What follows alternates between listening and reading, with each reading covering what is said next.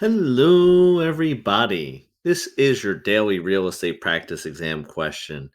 And you might dislike me for this question. You might say, Stu, do not give us a tricky question, but we're going to do it.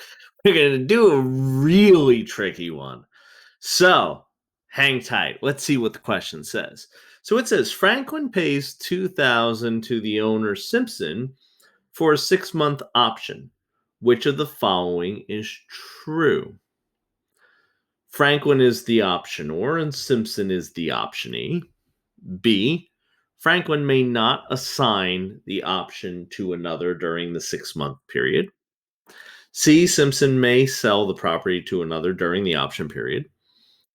D. Simpson may revoke the option by returning the $2,000 to Franklin. So we're going to cross out a couple that are definitely false, definitely not true. So Simpson may revoke the option by returning the $2,000 to Franklin. Nope.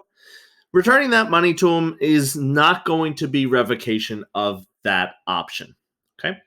Second one, Franklin is the optionor and Simpson is the option E. Now, some of you might think because Franklin gave the $2,000, they are giving the option. But what happens is Simpson is giving Franklin an option. So Franklin is the optionee. It is going to be bound to Simpson, okay, because Simpson's the owner, okay, and this seems like a purchase option, the option to purchase a property.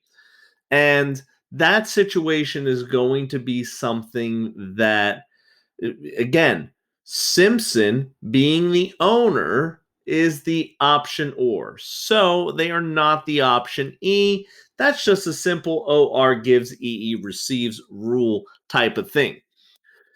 So the two that we are left with, and again, we are trying to find the true statement. Franklin may not assign the option to another during the 6-month period. They very well might be able to do that. So we are left with Simpson may sell the property to another during the option period. Now, that is true. That is 100% true because having an option contract to purchase does not necessarily make it impossible for someone to sell. Okay.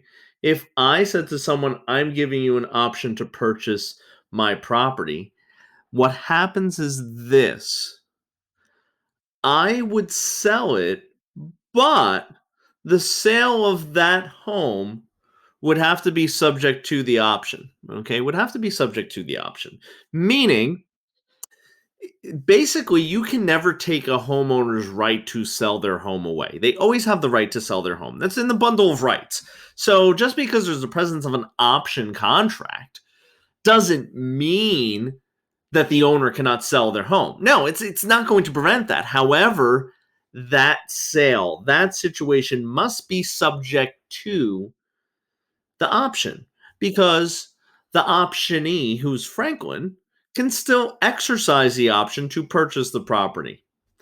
That's a situation, and if they do, then it would negate the other sale. Okay. However, Simpson does have the right to sell the property because the presence of an option contract simply does not take away that portion of the bundle of rights from the owner. It simply does not. It does not do that. So the true statement here is that Simpson, the owner, may sell their property during the option period. C. So, guys, I hope you understand what happened there. I hope you understand why that is the answer. And I hope that I gave you some clarity in regards to this situation. And also keep in mind OREE. OR gives, then the EE receives. Okay. That's something that's going to really help you in a lot of situations. So, if you like what we're doing here, smash the like button, hit subscribe, and remember, we have a ton of links down below in our description box. We have a podcast, we have our Facebook group. You could sign up for private lessons with me. Whole bunch of things. So please click through those if you haven't already. And again, I'm going to see you guys real soon.